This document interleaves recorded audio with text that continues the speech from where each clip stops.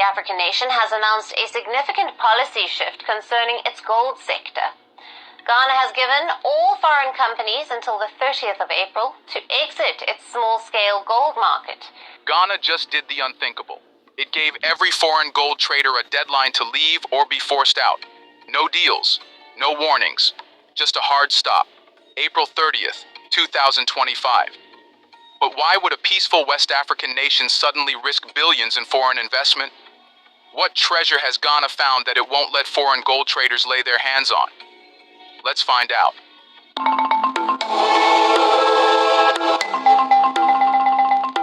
It began with whispers. A few words tucked inside government briefings, barely noticed by the international press. But then the president of Ghana stepped up to the podium, looked the world in the eye, and announced something no one thought possible. A deadline. A fixed, non-negotiable date. April 30th, 2025. That's the day Ghana draws the curtain on decades of foreign dominance in its local gold market. After that date, no foreign national, no foreign company, no outsider will be allowed to buy gold directly from Ghana's artisanal and small-scale miners. Not in the markets, not in the bush, not through backdoor brokers. Not anymore. The room was silent when he said it.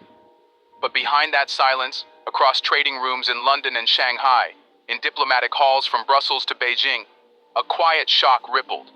Because this wasn't just a regulation. This was resistance. For years, the small-scale mining industry in Ghana, the one that produces nearly half of the country's gold, has operated like an open-air market with no walls. Foreign buyers came with cash, trucks, and influence. They made themselves indispensable to miners who barely earned enough to survive. And without asking for permission, they built an empire in the shadows, an empire held together not by law but by loopholes. But now, the door is being slammed shut. The deadline came without the usual pageantry. No white papers, no multi-year phase-outs, just a line drawn in gold dust. Foreign traders can apply to buy gold from Ghana, yes, but only through a newly established state institution called Goldbod. No more side deals, no more unregistered purchases. If you want Ghana's gold, you'll get it on Ghana's terms. It was a shock to many, but for those paying attention, the signs had been there for years. Rural mining towns had become mini foreign colonies, complete with foreign bosses, foreign machines, and sometimes even foreign security guards. Miners were working Ghanaian soil but answering to instructions in Mandarin or Arabic. And while gold flowed out by the ton, taxes barely trickled in.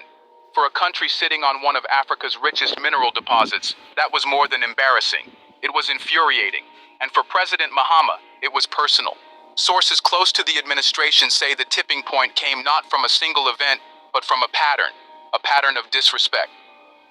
Unregistered foreign traders are bribing their way into protected zones. Gold shipments are vanishing from the airport manifests. Smugglers slipped through customs while schools in gold-rich regions had no books, no toilets, and no future. To make matters worse, the government had been pressured for years to avoid upsetting investors. But that phrase, upsetting investors, began to sound a lot like keeping the country weak on purpose. So when the deadline was announced, it was more than a policy. It was a message. We are not your resource farm. We are not your playground. This is our gold. And the world noticed. Within days, rumors began swirling through Ghana's gold towns. Foreign buyers, some of whom had operated in the country for over a decade, began liquidating assets. Others tried to pivot, offering to partner with local firms, to set up training centers, to donate to community projects. But the government wasn't interested in charity. It wanted change. Real, enforceable, structural change. The deadline didn't just aim to clean up the system. It aimed to end a dependency that had made Ghana's gold market vulnerable to manipulation.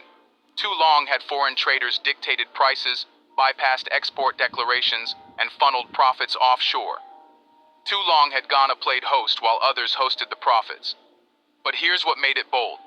Ghana didn't cancel trade. It rewired it. The foreign traders aren't being banned from gold entirely.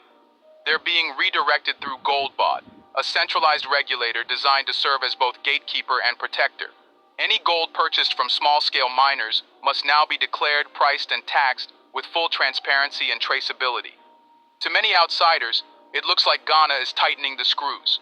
But to Ghanaians, especially the small-scale miners who have been exploited for generations, it feels like something rare is happening.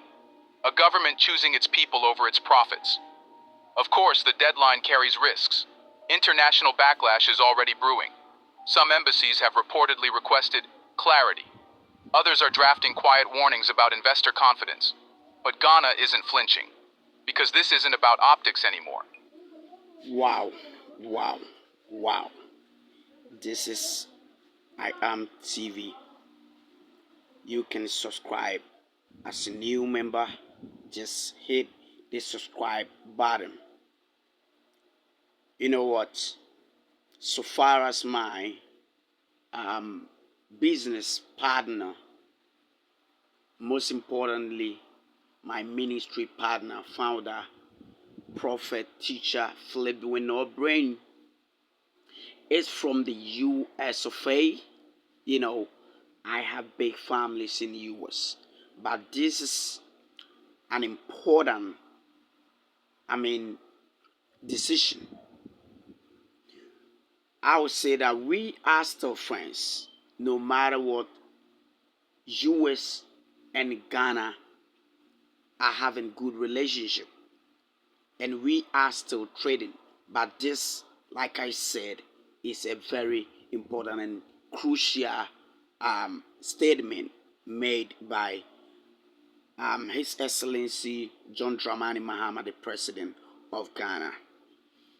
I'll keep you intact. This all we do here. We are trying to let you know what goes around the globe, most importantly, Ghana and US. God bless you for tuning in here. Meet you same time next time. Bye-bye. It's about rewriting a system that was never built for the country's benefit in the first place. But here is a thing to notice. You can't set a deadline like April 30th unless something is deeply broken. And in Ghana's gold industry, it wasn't just broken, it was bleeding. Every year, without fail, billions of dollars worth of gold vanished into thin air. Not a clerical error, not a market dip, just gone off the books out of the country and into private hands. The official figure? $2.3 billion in losses annually. Quiet losses, illegal losses, untraceable, but not invisible. Because the signs were everywhere, if you knew where to look. Unusually large shipments departing from obscure airports. Miners are complaining about being paid far below market value. Export records that didn't match what local dealers were collecting. And most damning of all, a national treasury that remained starved of gold revenue